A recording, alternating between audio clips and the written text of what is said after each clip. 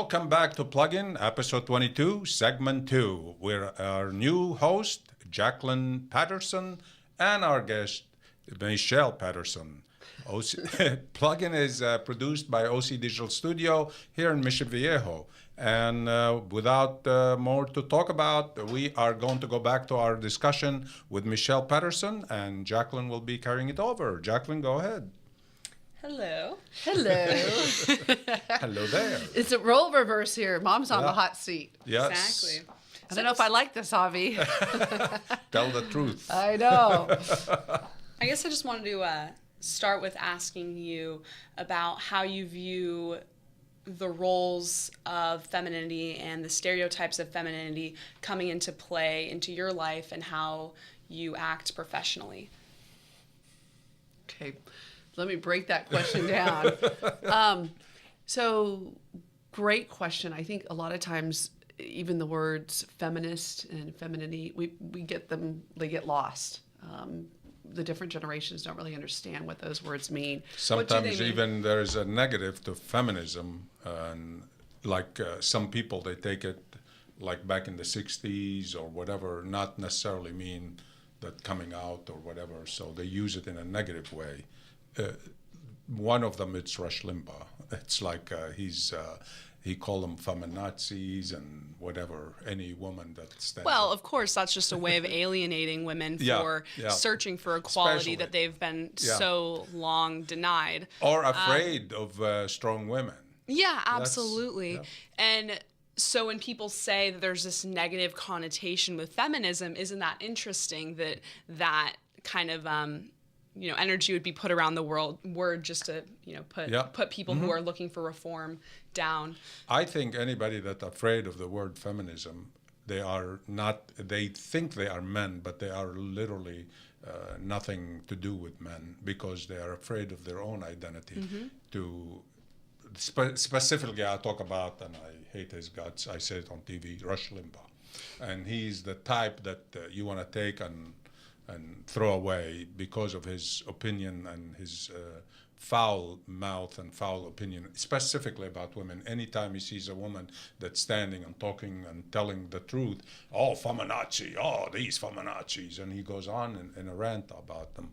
So anyway, I think it should be celebrated because women are the mother of the universe. I mean, and I think I think you brought up a really good question, and that is how does it show up in my life? And you live with me. Your like mother it or birthed not. you 17 years ago. Well, we lived together pretty closely for the first 9 months of my life. Exactly. So I think, Jaclyn, and you see me, go through this. There's a funny story that comes to mind with your brother, and that is, again, with women, it's, whether you are a stay-home mom or you go to work or is that feeling of, again, I'm enough. And we're doing our very, very, very best, and we're balancing. And I have the feeling and the belief system that I can have it all. I can have a career. I can have an amazing family. I can have an amazing relationship. Maybe not all at the same time, but is that balancing? And there's and this story. So we have a neighbor down the street. Her name is Trina, and they have 10 kids. Wow. And so their son is my son, her brother's best friend. So her brother's name's Chase, and he's over at his friend Alex's house, and Trina is making pancakes, and she's making pancakes. 50 kids. It's like for an army. The entire neighborhood, all these kids, but her 10 kids, and there's Chase, sitting there eating pancakes. And is she stay-home mom? She's stay-home mom. Oh, she's cooking. She's flipping these pancakes, and out of the mouths of babes. Yeah. My son says, well, my mom can't cook. My mom can't make pancakes, and it's true. I mean, I'm the worst cook out of the family. I mean, I've like burn marks. I've burned toast. I'm not good at it. And I think that we were all given gifts. Yep. And we all have these strengths and these qualities. Yes. That was one of the gifts that I did not get. So Cooking. She's flipping these pancakes, and she's listening to my son. Well, my mom can't cook pancakes, and my mom's not good at this. And so this woman, this amazingly beautiful woman, and this is what this is about. She sits at the end of the table And she looks at Chase and she says, you know what, Chase? She goes, your mom might not be making pancakes and the best pancake maker there is, but your mom's helping other moms. Yes. And so they continue to talk. And what she did was she used that as a learning opportunity. And it truly, it does. It takes a village as we raise our families and raise our kids. So my son makes a beeline for home, and he comes home and he says, Mom, I think you're great. I did say you're not a very good cook, and start sharing this. So I call up Trina, and there we are. I'm on the phone with her, and she's on the phone, and we're not, we're talking about, we're both crying, and we're talking about how she took this moment to make it a teaching moment, not only for Chase, but for all these kids, that we all have different roles that we play.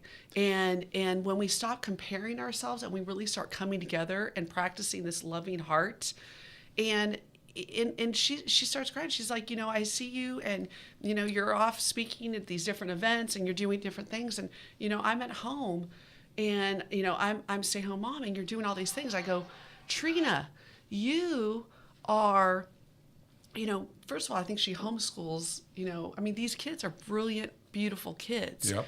And she runs one of the largest blogs, and again, but it's about, let's stop making those comparisons. Let's stop, for me, taking over the California Women's Conference, if I went into it and I compared myself and said, well, gosh, I'm not Maria Shriver. I can't be Maria Shriver. Maria Shriver's Maria Shriver. Yeah. Michelle she Patterson. She have her talent and she have her talent. Michelle Patterson is Michelle Patterson. Exactly. Jaclyn, Jaclyn's Jaclyn Patterson. You're not setting out to be, I want to be like my mom. Yeah. I learn from you every single day. I really do. What's make the whole universe complete, it's that not, if we were all the same, we will be like just marching dummies. But that what makes us unique, that each individual brings different talent and different capabilities to make it work. So we can't all be top 9-kid mom or the pancake makers, but that's what separate us, yet make us unique, as well as make us similar. And our uniqueness is what our capabilities are, and that's a lesson. Right. And that's what makes us, everybody contribute in a different way, but still contribute. And absolutely. And I think this can even come up more for women as they're almost working this second shift, as now we are taking professional roles, but we still have this natural mothering characteristic of our personalities. Yeah. And so we're going to work, but then we're coming home and we're taking that second shift where we're cooking dinner for the whole family. And I guess I shouldn't say we, because I don't have a family, but you do cook a ton. You're in the kitchen all the time. I'm in the kitchen. I don't think, and for me, feminism isn't about saying, you can't shave your armpits, you have to go to work every day. For me, feminism is about having a choice. It's about telling women that if you want to work, go work. If you want to stay at home, you can stay at home.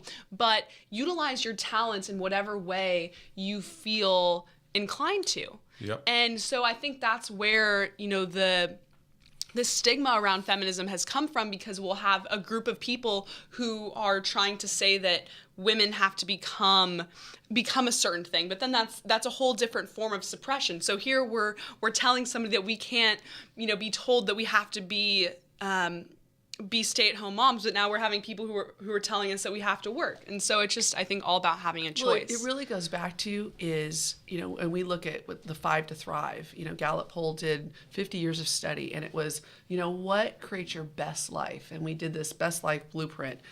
And it really goes back to, it's what makes your heart sing? What do you love?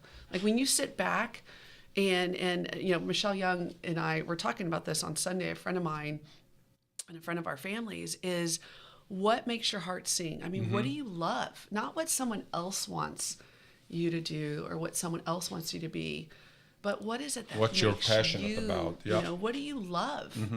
And sometimes what I love is not going to be what you love. And so that's where you've really got to go back and do that soul searching. And I tell people this, it's if you don't decide what it is that you want to do, somebody else will somebody else will. Somebody else will come in and make that decision for you. Yeah.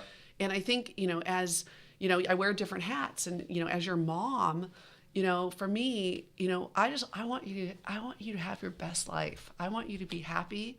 I want you to live your passion and to be happy. And I want you to surround yourself with, people in your life that support you and support that passion.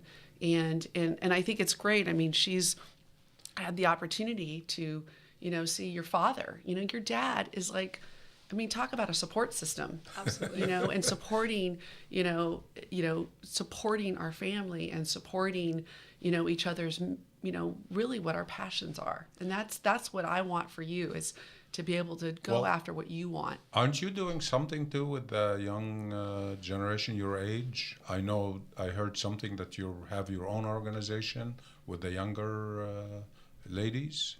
Yeah, so we've actually created a mirror of what she's been producing for women for the younger generation. Okay. And we produced the first student program last year at the conference.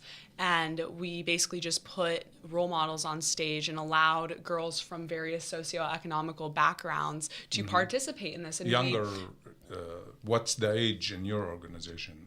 Between 9 and 21. Oh, okay. So there's quite the range. It's specifically geared towards an 18-year-old, but you know how when you're 12 years old, the only thing you want to do is be 18, 21. Yeah.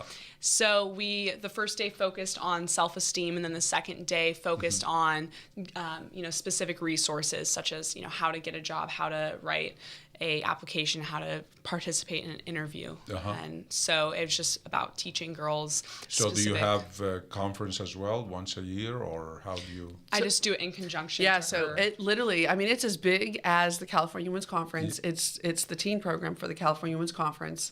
And I was amazed. I'm sorry to cut you, but we are coming on the time again, and this is our end of the show, and we will continue next time. Maybe we should come back and redo it again. Thank you very much for coming. Thank you for hosting, and we'll be gone.